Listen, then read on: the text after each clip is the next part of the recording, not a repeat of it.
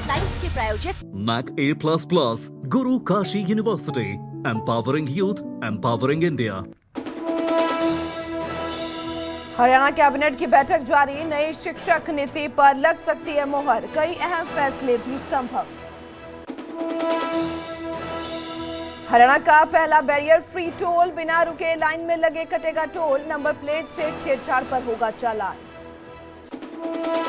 गुरुग्राम में आज से ब्रिक्स देशों का सजेगा मंच, 30 देशों के प्रतिनिधि और 50 मंत्री होंगे शामिल, वैश्विक ऊर्जा नीति पर होगी अहम चर्चा।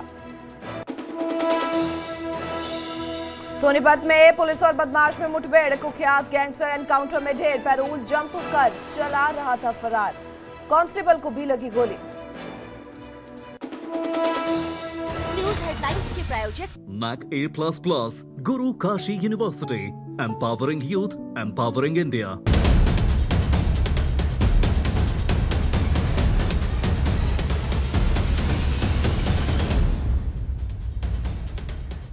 नमस्कार, न्यूज 18 पंजाब हरियाणा हिमाचल देख रहे तमाम दर्शकों का मैं नामिका हिमाचल हरियाणा प्राइम बुलेटिन में बहुत बहुत स्वागत करती हूँ। बुलेटिन का आगाज करेंगे जहां हरियाणा से कैबिनेट की बैठक जारी है। हरियाणा सचिवालय में बैठक हो रही है, मुख्यमंत्री नायब सिंह सैनी की अध्यक्षता में ये मीटिंग की जा रही है। तो ऐसे में बता दें कि इस सब बैठक के कई मायने हैं, कई अहम फैसलों पर मोहर लग सकती है। टीचर ट्रांसफर पॉलिसी पर भी मंथन होगा और इसी के साथ आपको बता दें कि कैबिनेट में करीबन 1.5 दर्जन एजेंडों पर चर्चा संभव है। तो टीचर ट्रांसफर पॉलिसी के साथ साथ कैबिनेट में करीबन 1.5 दर्जन एजेंडों पर विचार विमर्श किया जाएगा, फैसले रखे जा सकते हैं। तो ऐसे में अहम मीटिंग, अहम बैठक ये देखने को मिल रही है। तो प्रदेश में पटवारी की ट्रेनिंग की अवधि 18 महीने से घटकर 12 महीने करने के मुद्दे पर भी चर्चा होगी और ट्रेनिंग के दौरान भत्ते में बढ़ोतरी भी होगी। दयालु योजना 1 में दावा करने की समय सीमा बढ़ाने के प्रस्ताव पर चर्चा होगी। तो ऐसे में तमाम ये योजनाएं हैं, एजेंडाज हैं जिन पर विचार विमर्श किए जा रहे हैं, जिन पर फैसले रखे जा सकते हैं। तो आफ्टर मीटिंग देखना होगा कि कौन कौन से एजेंडे सामने आए हैं, किन किन पर मुहर लगी है। तो BS6 वाहनों पर और इलेक्ट्रिक गाड़ियों की खरीद को बढ़ावा मिले, इससे संबंधित कुछ फैसले लिए जा सकते हैं।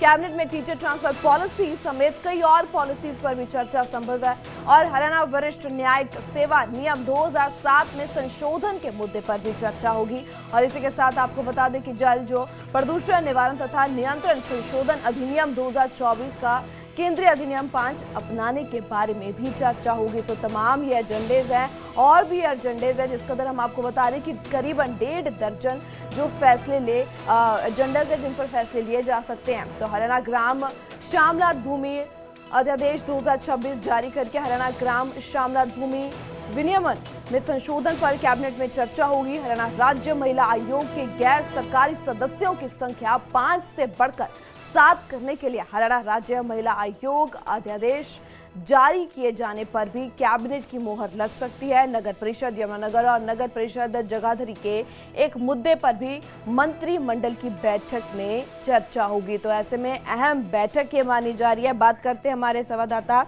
उमेश शर्मा हमारे साथ जुड़ चुके हैं। उमेश, तमाम कई मुद्दे हैं, तमाम एजेंडाज है इस बार जो इस बैठक में विचार विमर्श किए जा रहे हैं, ऐसे में क्या कुछ और जानकारी बैठक को लेकर? देखिए, करीब 1.5 दर्जन के करीब जो एजेंडे हैं वो कैबिनेट की मीटिंग में आज डिस्कस हो रहे हैं, जिसमें से पटवारी की जो ट्रेनिंग की अवधि 18 महीने से घटाकर 12 महीने करने की हो, या फिर BS6 जो वाहन है, इलेक्ट्रिकल वाहनों को बढ़ावा किस तरह मिले उस पर चर्चा होगी। और टीचर ट्रांसफर पॉलिसी को लेकर भी चर्चा होगी, उसमें और किस तरह से उसको लागू करना है। इसके अलावा जो जल प्रदूषण अधिनियम है, केंद्र अधिनियम 24, उसको लेकर चर्चा होगी। इस तरह से करीब 1.5 दर्जन के करीब जो एजेंडे हैं वो हरियाणा की जो कैबिनेट मीटिंग है उसमें डिस्कस हो रहे हैं। और CM नायब सिंह सैनी की अगुवाई में जो कैबिनेट मीटिंग है वो शुरू हो चुकी है, पिछले 20 मिनट तक हो गए हैं। और आप देख सकते हैं तस्वीरें 4थी मंजिल सचिवालय पे, जहां पर ये कैबिनेट मीटिंग हो रही है। उसके बाद ब्रीफ किया जाएगा कैबिनेट मीटिंग के बाद कि जो एजेंडे आज डिस्कस किए गए हैं, जिन पर मोहर लगी है, चाहे वो श्यामलात भूमि से जुड़ा मसला हो, यानी कि 1.5 दर्जन के करीब जो अहम एजेंडे हैं उन पर मोहर लगेगी। उसके बाद कैबिनेट में जो मोहर लगी है उसके बारे में ब्रीफ किया जाएगा, जिसका हम जिक्र कर रहे हैं। जी बिल्कुल उमेश, ऐसे में माना जा सकता है कि काफ़ी एजेंडाज, काफ़ी मुद्दे हैं जिस पर विचार विमर्श किए जा रहे हैं, तो ये कैबिनेट मीटिंग काफ़ी लंबा समय आगे जा सकती है।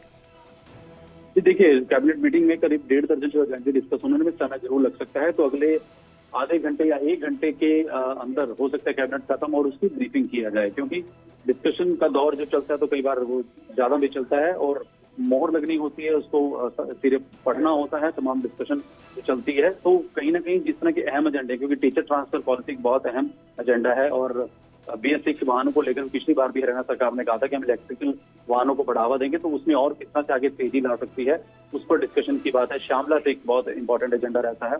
इस तरह से यमुनानगर जगाधरी का जो नगर परिषद का मसला एजेंडा वो भी इसमें एक शामिल है। पटवारियों की जो ट्रेनिंग अवधि है वो भी बहुत इंपॉर्टेंट है कि 18 से 12 महीने करने के उस पर मोहर लग सकते हैं। तो तमाम इन चीजों पर चर्चा होगी और अगले आधे या 1 घंटे के अंदर जब कैबिनेट खत्म होगी तो पता चलेगा कि कौन कौन से एजेंडों पर क्या मोहर लगी। बिल्कुल उमेश, काफ़ी अहम एजेंडेज हैं, काफ़ी अहम मुद्दे हैं जो विचार विमर्श अधीन है। फिलहाल आप अपनी नज़रें बनाए रखना। तमाम जानकारी के लिए आपका बहुत बहुत शुक्रिया। सो कैबिनेट का मंथन, सो बड़े फैसले अब होंगे, तो कुछ ही देर बाद महज कितना टाइम लगता है, कितना समय लगता है इस मीटिंग में, क्योंकि काफ़ी मुद्दे जो विचारे जाने हैं, काफ़ी अहम मुद्दे हैं। अगर बात करें टीचर ट्रांसफर पॉलिसी की और बात करें हरियाणा वरिष्ठ न्यायिक सेवा नियम 2007 में संशोधन मुद्दे की, तो अहम मुद्दे जो इस बार विचारे जा रहे हैं और उन पर फैसला लिया जाएगा और क्या कुछ सामने आएंगे ये मीटिंग के बाद देखना होगा। तो हरियाणा सचिवालय में यह बैठक फिलहाल की घड़ी जारी है। तो बता दें कि मुख्यमंत्री नायब सिंह सैनी की ओर की अध्यक्षता में यह बैठक की जा रही है।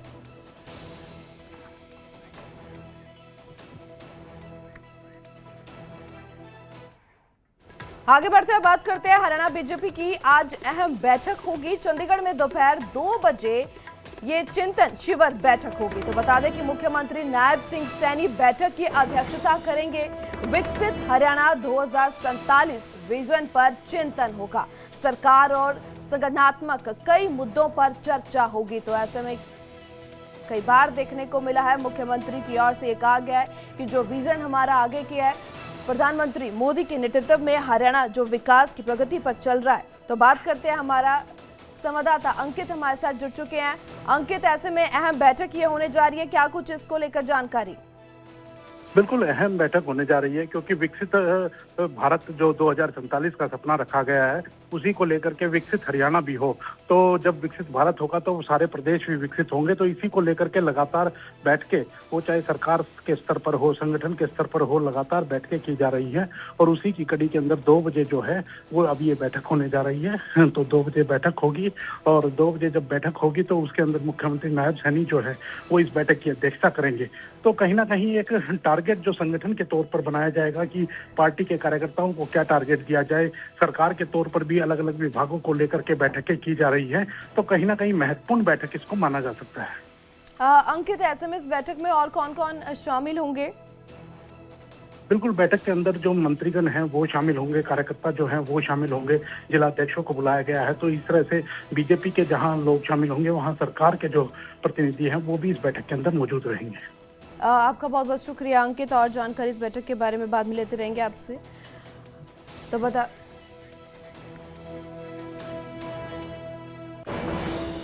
तो अब बात करते हैं ब्रिक्स मीटिंग की, जहां गुरुग्राम में आज से ब्रिक्स सम्मेलन शुरू होने जा रहा है। 25 जून तक ये ब्रिक्स ऊर्जा मंत्रियों का सम्मेलन जारी रहेगा। 30 देशों के प्रतिनिधि और 50 मंत्री इसमें शामिल होंगे। ऊर्जा सुरक्षा, तेल गैस आपूर्ति और ग्रीन एनर्जी पर मंथन होगा। तो ब्रिक्स देशों के ऊर्जा मंत्री भविष्य की ऊर्जा रणनीति पर मंथन करेंगे। गृह मंत्री अमित शाह और केंद्रीय ऊर्जा मंत्री मनोहर लाल भी इस दौरान मौजूद रहेंगे। ऐसे में आपको बता दें कि सेक्टर 58 के ग्रैंड हयात होटल में आयोजन होगा। पश्चिम एशिया संकट के बीच सम्मेलन पर दुनिया की नजर भी इस दौरान बनी रहेगी और 300 से अधिक पुलिसकर्मी सुरक्षा व्यवस्था संभालेंगे। 3 स्तरीय सुरक्षा घेरा, वीवीआईपी मूवमेंट को लेकर विशेष इंतजाम किए गए हैं। बात करते हैं, हमारे संवाददाता धर्मवीर शर्मा हमारे साथ जुड़ चुके हैं। धर्मवीर, ऐसे में बहुत अहम है कि इस बार गुरुग्राम में ब्रिक्स सम्मेलन होने जा रहा है, काफी जो कि ध्यान रखा जाएगा सिक्योरिटी पर्पसेस से भी अगर बात करें तो। बिल्कुल, देखिए ब्रिक्स सम्मेलन जो है वो गुरुग्राम में हो रहा है और आज 22 तारीख से शुरू होकर 25 तारीख तक रहेगा। 30 देशों के करीब 50 जो मंत्री और जो प्रतिनिधि मंडल के जो लोग होंगे वो इस के अंदर शामिल रहेंगे। केंद्रीय मंत्री अमित शाह के साथ साथ जो ऊर्जा मंत्री हैं मनोहर लाल खट्टर वो भी सम्मेलन में भाग लेंगे और इसके अलावा कई सारे जो विषय हैं उनके ऊपर चर्चा होनी है। आज का जो विषय है वो राष्ट्रीय सुरक्षा को लेकर के है और इसकी अध्यक्षता जो है जो NSA अजीत डोभाल है वो करने वाले हैं। इसके अंदर सीमा पार आतंकवाद, पश्चिम एशिया संकट और वैश्विक सुरक्षा चुनौती जो है उसके ऊपर चर्चा होगी। इसके अंदर अगर हम बात करें तो चीन के विदेश मंत्री वांग यू और रूस के सुरक्षा परिषद के जो सचिव हैं सरंगेई सोइंगू भी शामिल हो रहे हैं। भारत पाकिस्तान का जो मुद्दा है वो भी यहाँ पर रहेगा। पाकिस्तान समर्थित आतंकवाद का जो मुद्दा है उसको भारत आज मजबूती से उठाएगा। जम्मू कश्मीर में जो सीमा पार से आतंकवादी गतिविधियां हो रही हैं उनको लेकर के भी इस बैठक के अंदर इस मुद्दे को उठाया जाएगा। तो जाहिर है कि कई सारी जो चीजें हैं उनके ऊपर मंथन होना है और ब्रिक्स देशों जो राष्ट्रीय सुरक्षा सलाहकार हैं उनकी इस बैठक के ऊपर पूरी दुनिया की भी नजर रहने वाली है, क्योंकि जाहिर सी बात है जिस तरह से जो कई सारे देश हैं वो अलग अलग चीजों से संकटों से जूझ रहे हैं तो उन सबको लेकर के आज यहाँ पर चर्चा होने वाली है और इसकी जो पूरी अध्यक्षता है वो NSA अजीत डोभाल जो है वो करने वाले हैं। जी धर्मवीर, आपका बहुत बहुत शुक्रिया तमाम जानकारी के लिए। आगे बढ़ते हुए बात करते हैं हरियाणा का पहला बैरियर फ्री टोल प्लाजा है। सो करनाल का बस्ताड़ा, बता दें कि बैरियर फ्री टोल प्लाजा होगा। Multi lane free flow system लागू होगा। अब टोल पर रुकने लाइन में लगना नहीं पड़ेगा। फास्टैग के जरिए अपने आप टोल राशि कट जाएगी। वाहन के नंबर प्लेट से छेड़छाड़ पर चालान होगा और बैरियर फ्री टोल से समय और ईंधन की बचत होगी। जा सकेंगे पेट्रोल। मैं इस वक्त मौजूद हूं करनाल के बस्ताड़ा टोल प्लाजा पर। हजारों गाड़ियां रोजाना एक स्थान से दूसरे स्थान जाती हैं नेशनल हाईवे पर, कोई चंडीगढ़ से दिल्ली तो कोई दिल्ली से चंडीगढ़।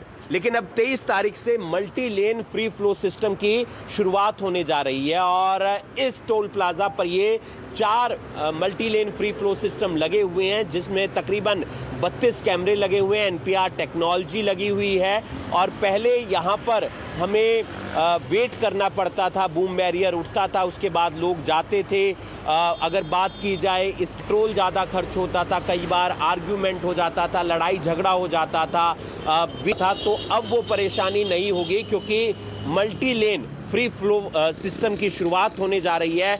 इसके जरिए आसानी से लोग जा सकेंगे, पेट्रोल की बचत होगी, साथ ही साथ पेट्रोल बचेगा तो फिर पैसे की बचत होगी, टाइम की बचत होगी, आर्ग्यूमेंट नहीं होगा। और यही अपील की जा रही है कि फास्टैग में बैलेंस रखिए, साथ ही साथ नंबर प्लेट प्रॉपर रखनी है गाड़ियों की। अगर आप नंबर प्लेट नहीं रखेंगे तो फिर आपके मोबाइल पर बकायदा चालान आ सकता है RTO विभाग की तरफ से। ये देश का चौथा ऐसा multi lane free flow system है जिसकी शुरुआत होने जा रही है और 23 तारीख को ये शुरू हो जाएगा। इसका फ़ायदा पूरी पब्लिक को होगा। लोकल जो पास वैलिड रहता है वो वैलिड रहेगा, सरकार की जो स्कीम्स हैं जो वैलिड रहती हैं वो रहेंगी। जो ऑथराइज्ड पर्सन है जिन्हें टोल फ्री है उनके लिए बाकायदा तमाम चीज़ें रहेंगी, क्योंकि ये जो multi lane free flow system है इस पर जो टेक्नोलॉजी लगी हुई है वो उन्हीं चीज़ों को डिटेक्ट करेगी जो बाकायदा फास्टैग स्क्रीन पर लगा हुआ होना चाहिए। अगर आप हाथ में रखेंगे तो फिर आपको नोटिस आ जाएगा, फिर आपको 185 रुपये इस टोल प्लाजा पर भरने पड़ेंगे क्योंकि इसका टोल 185 रुपये है। तो तमाम चीज़ों का ध्यान रखना होगा, नंबर प्लेट प्रॉपर रखनी होगी। और अगर आपको लगता है कि ये गलत नोटिस आ गया है तो आप उसी लिंक के जरिए अपनी शिकायत भी दर्ज करवा सकते हैं। 23 तारीख से इसकी शुरुआत होने जा रही है, लोगों को इसका फ़ायदा होगा और लोग आसानी से अपना सफ़र कर पाएंगे, अपना टाइम बचा पाएंगे। न्यूज़ 18 के लिए करनाल से हिमांशु नारंग। आगे बढ़ते हुए बात करते हैं हरियाणा में इन दिनों SIR को लेकर कांग्रेस पूरी तरह से एक्टिव नजर आ रही है। कांग्रेस के नेता लगातार कार्यकर्ताओं के साथ बैठक कर रहे हैं और इसी बीच पूर्व मुख्यमंत्री भूपेंद्र सिंह हुड्डा ने झज्जर में कार्यकर्ताओं के साथ बैठक की।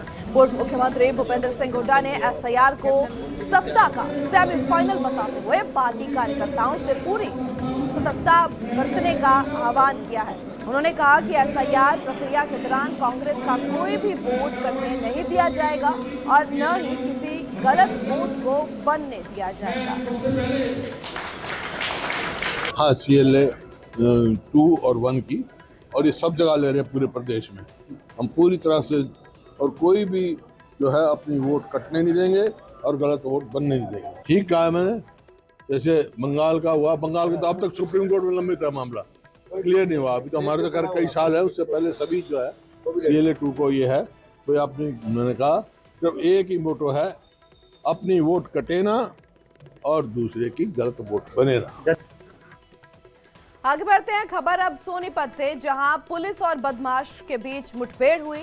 पुलिस एनकाउंटर में गैंगस्टर, कुख्यात गैंगस्टर मारा गया है। बता दें कि गोपाल मुठभेड़ में हेड कांस्टेबल को भी गोली लगी है, तो रोल जंप कर फरार चल रहा था ये गैंगस्टर। हत्या केस में उम्र कैद की सजा काट रहा था बदमाश। तो सोनीपत में बता दें कि एनकाउंटर हुआ है, जहां गैंगस्टर मारा गया है, कुख्यात गैंगस्टर जिसका नाम गोपाल मुठभेड़ में मारा गया है। तो मुठभेड़ में हेड कांस्टेबल को भी इस दौरान गोली लगी है। तो पुलिस की एक बार फिर से पुलिस की बड़ी कार्रवाई देखने को मिली है। हालांकि पिछले कुछ दिन पहले भी एनकाउंटर देखने को मिला। लगातार हरियाणा पुलिस की यह कार्रवाई, एक्शन जो कि सामने आ रही है गैंगस्टरों के खिलाफ। ये ऐसा गोपाल है जो कि अति वांछित अपराधी है, जिसके पीछे काफ़ी समय से पुलिस प्रयास कर रही थी और इसके खिलाफ जघन्य अपराध जैसे हत्या के प्रयास, लूट डकैती टाइप के लगभग 24 के करीब मुकदमे दर्ज हैं।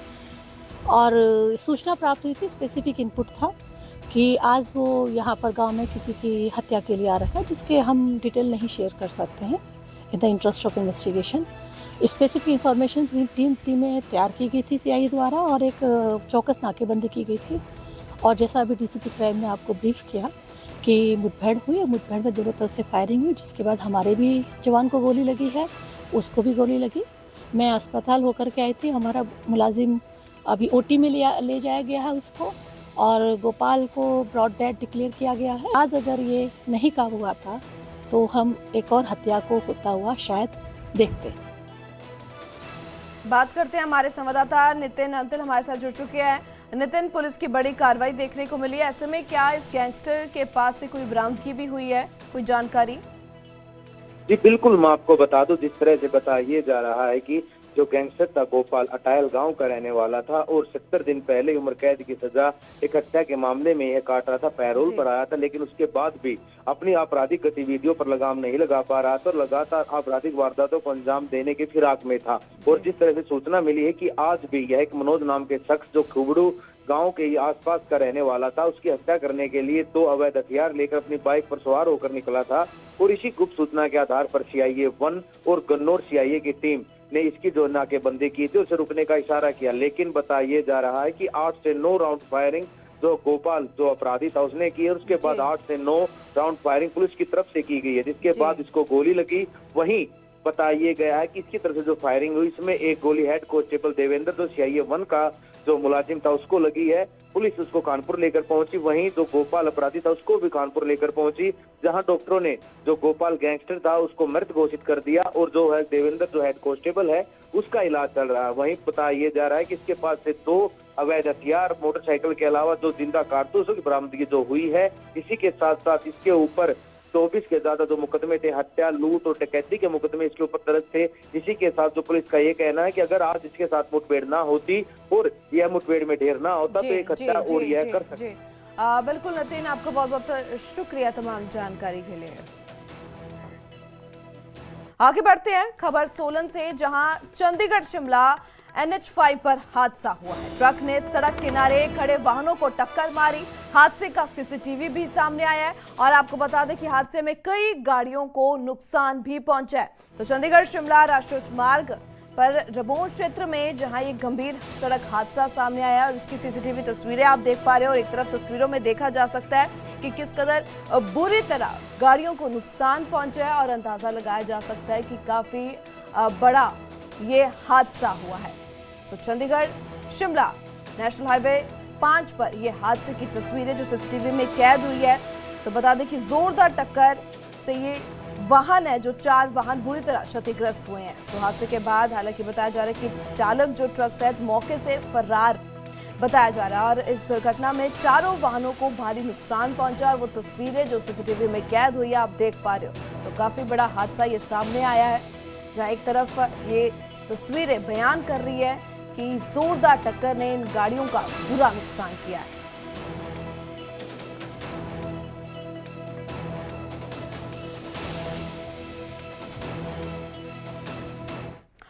आगे बढ़ते हुए बात करते हैं जहां देहरा में स्टंटबाजी भारी पड़ गई। कार के बोनट पर बैठकर स्टंट कर रहे थे तो हरियाणवी जोड़े की कार पर स्टंटबाजी। पुलिस की ओर से चालान काटा गया, 3500 रुपए का चालान काटा गया। सो कपल की स्टंटबाजी का 3500 का चालान काट दिया गया, जिस कदर उनकी ओर से बोनट पर बैठकर स्टंट करते हुए नजर आ रहे थे। तो आए दिन ऐसी तस्वीरें जो सोशल मीडिया रील्स के लिए बनाने के लिए कुछ लोगों की तरफ से अपना ये कंटेंट बनाने के चक्कर में ऐसे स्टंट किए जा रहे।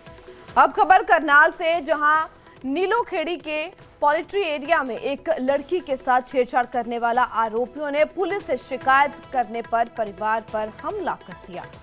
परिवार का आरोप है कि आरोपियों ने हथियार से हमला किया और गोली भी चलाई, जिसमें 3 लोग घायल हो गए हैं। वहीं अब मामले में पुलिस की ओर से जांच की जा रही है और घायलों को अस्पताल में भर्ती करवाया गया है।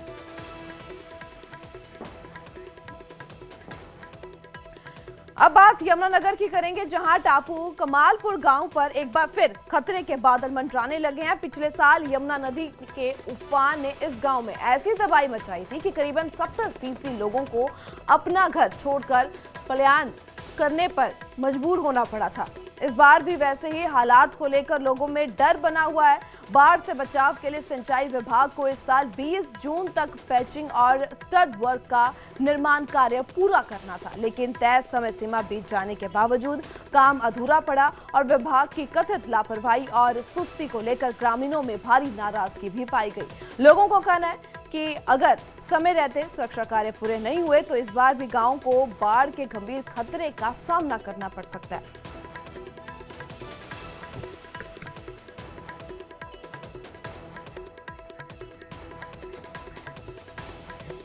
इसी के साथ हरियाणा हिमाचल प्राइम बुलेटिन में इतना ही। पर ताजा खबरों के लिए आप बने रहो न्यूज़ 18 पंजाब हरियाणा हिमाचल के साथ।